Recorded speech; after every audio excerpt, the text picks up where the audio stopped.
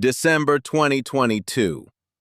The most famous footballer on the planet is sat on a bench at a World Cup. Contract terminated. No European club coming for him. And a man who played beside him for 6 years goes on live television and says it's over. That's number one.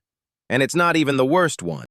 Cristiano Ronaldo has been declared finished more times than almost any athlete alive. Not by fans, by pundits, by teammates, by clubs that paid a world record for him and then decided they'd rather have the money. 10 times the game wrote him off, counting down to the one that looked terminal. 2003. 18 years old, 12 million from Sporting Lisbon, and Alex Ferguson hands him the number 7 shirt. Beckham's shirt. Cantona's shirt. Best's shirt. And what United got for about 2 seasons was a winger who did 7 stepovers and then fell over. The stats back the doubters up. First full season, 6 goals, in everything. The word around him was showboater, all trick, no output, flashy kid who'd never be a big game player.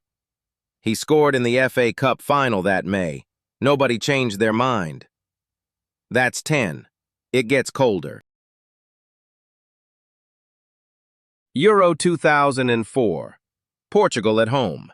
Ronaldo is 19. He scores in the opener, he scores in the semi-final, and Portugal walk into a final in Lisbon against Greece as heavy favorites.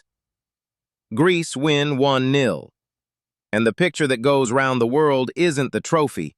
It's a 19-year-old on his own on the turf, in floods of tears, in front of his own people. The read at the time was simple. Too emotional, too young, bottles it. 12 years later, in another final, that exact criticism comes back. Wait for it. 2006, World Cup quarterfinal, England versus Portugal. Rooney stamps on Carvalho. Ronaldo runs to the referee, red card. And then, walking away, he winks at the Portugal bench. England lose on penalties. Ronaldo scores the winning one. What happened next was months of it. Booed in every away ground in England. Front pages calling for United to sell him. A genuine, serious expectation that he could not come back to Manchester. He came back and won the league. Then 2 more. Rooney, years later on the whole thing, said there was never an issue between them in the first place. The country that turned on him was arguing with itself. 2009.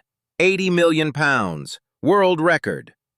And the reaction wasn't excitement, it was that football had finally gone too far.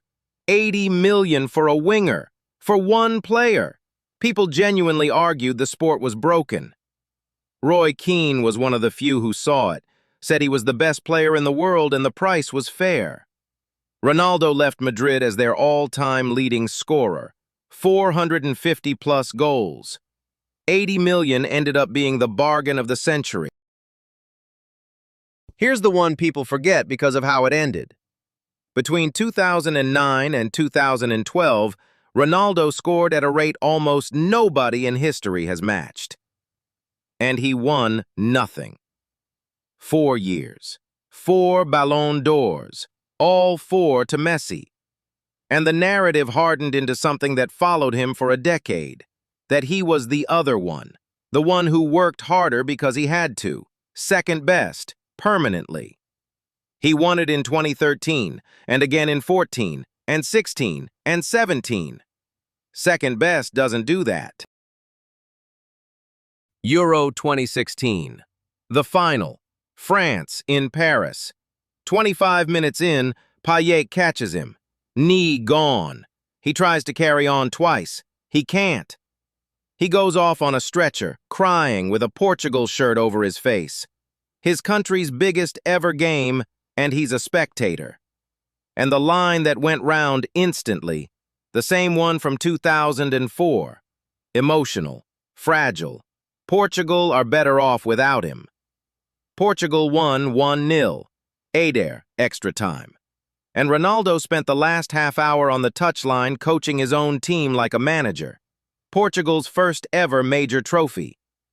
They didn't win it without him. They won it with him standing up. 2018. He's just won a third Champions League in a row. Third in a row. And Real Madrid sell him.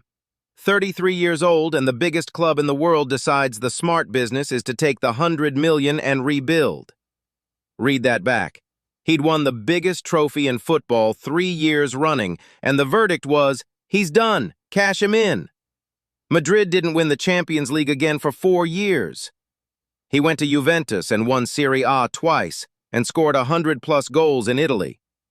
Which brings us to the problem with that. Juventus didn't buy him for Serie A. They'd won Serie A 7 years running. They bought him for one thing: the Champions League. 3 seasons, out to Ajax, out to Lyon, and then Porto, knocked out in the last 16 at home on away goals. The free kick that killed it went under the wall, and the footage of Ronaldo jumping and turning his back went round the world. That was the moment the argument changed. It stopped being, is he still good? And became, is he actually the problem? 100 million pounds, 3 years, not one semi-final. 2 to go. This is where it gets brutal. He goes home. 2021, back to Old Trafford, and the reception is biblical. He then top scores, in a team that finishes 6th. And the story flips completely. He stops being the returning king and becomes the reason it isn't working. Doesn't press, won't be dropped, too big for the dressing room. October 2022, he walks down the tunnel before full time against Tottenham. That's a former teammate, live on Sky, saying the club he loves needs to get rid of him. Then Ronaldo gives the interview about his own manager, publicly. Contract terminated by mutual consent. 22nd of November 2022, 19 years after Ferguson gave him the 7 shirt, Manchester United paid him to leave. And he was about to go to a World Cup. Qatar, December 2022. No club, no contract. 37 years old, and the whole tournament is watching to see whether he's finished. Portugal reached the last 16, Switzerland, and Fernando Santos drops him. Not rotates him, drops him. In a knockout game at a World Cup, the captain of Portugal starts on the bench. Portugal wins 6-1. Gonçalo Ramos scores a hat-trick in his place. And that was the answer, apparently. Publicly, definitively, Portugal were better without him. Quarterfinal Morocco. Portugal go out. And the last image of Cristiano Ronaldo at a World Cup is him walking down the tunnel in tears. Then the offers came, and they weren't from Europe. Club gone, country moved on. No European club came in. And a former teammate on national television calling time on his career at the top level. Everything went at once. Since then, he's gone past 900 career goals. He's won another trophy with Portugal. He is still, right now, the most watched footballer alive. Every single one of those 10 was somebody being certain.